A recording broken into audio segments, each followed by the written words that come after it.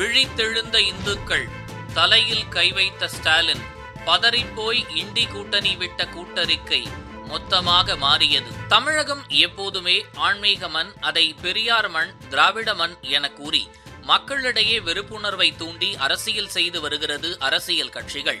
குறிப்பாக இந்து மதத்தை மட்டும் இழிவாக பேசி வருகிறார்கள். எல்லாருக்குமான அரசு என கூறி வரும் திமுக தலைவரும் தமிழக முதல்வருமான ஸ்டாலின் இந்து பண்டிகைகளுக்கு வாழ்த்து கூட தெரிவிப்பதில்லை. மற்ற மத பண்டிகைகளுக்கு ஓடோடி சென்று வாழ்த்துக்கள் தெரிவிப்பது, நோன்பு கஞ்சி குடிப்பது, கிறிஸ்துமஸ் கேக் வெட்டுவது வழக்கம்.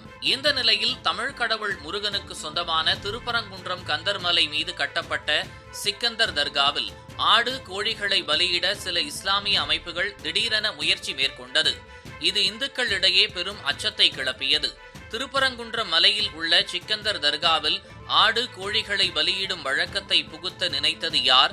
தமிழ் கடவுள் முருகனுக்கு சொந்தமான கந்தர் மலையை சிக்கந்தர் மலை என்று அழைத்தது யார்? இது தமிழ் கடவுள் முருகனுக்கு சொந்தமான இடத்தை அபகரிக்கும் முயற்சியா இல்லையா என்ற கேள்விகள் எழுந்தது.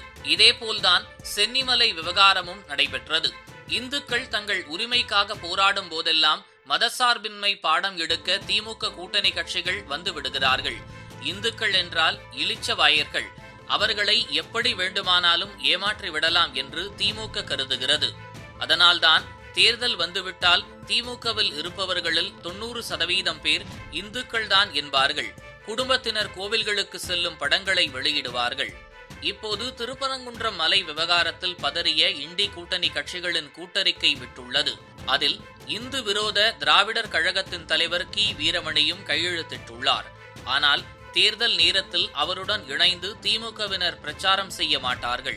இந்துக்களை ஏமாற்ற இப்படியொரு நாடகத்தை நடத்தி வருகிறார்கள்.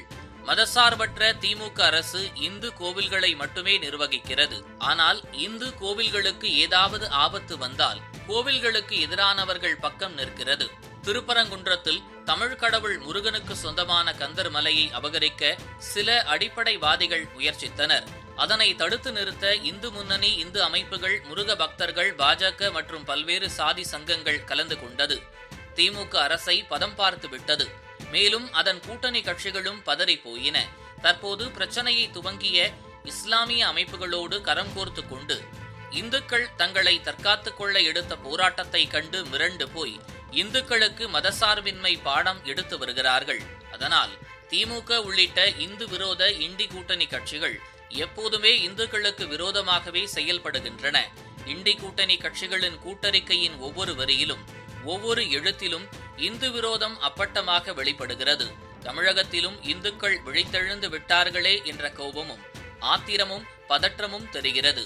இனி அடிக்கடி இண்டி கூட்டணி கட்சிகள் இப்படி பதற வேண்டியிருக்கும். இதுபோன்று முக்கிய நிகழ்வுகள், அரசியல் தகவல்களை ஆழமாகவும் மாறுபட்ட கோணத்திலும் அறிந்து கொள்ள மறக்காமல் உங்கள் IND தமிழ் 24x7 பக்கத்தை பின்பற்றிக் கொள்ளவும். உங்கள் ஒவ்வொரு ஆதரவும் இதுபோன்று பல நிகழ்வுகளின் பின்னணியை அறிய உதவும்.